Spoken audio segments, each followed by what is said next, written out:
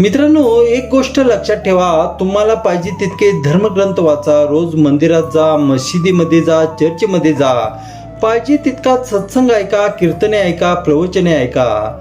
पण जर तुमच्या हृदयातील द्वेष जात नसेल, जर दुसऱ्याला बघून तुमच्या पोटात मत्सराची आग जळत असेल, जर दुसऱ्याला माफ करायची जर ताकद तुमच्यामध्ये नसेल, तर माफ करा मित्रांनो. हे सगळं तुमचं जे आहे ते व्यर्थ आहे, सगळं शून्य आहे. एक गोष्ट लक्षात ठेवा, देव मूर्तीमध्ये नाही, पुस्तकामध्ये नाही, देव माणसात आहे आणि तो आधी तुमच्या मनात उतरावा लागतो. आपलं मन जर स्वच्छ नसेल तर ग्रंथ वाचून फक्त डोकं भरेल, हृदय नाही. आधी मनाची पूजा करा, मग देवाची करा.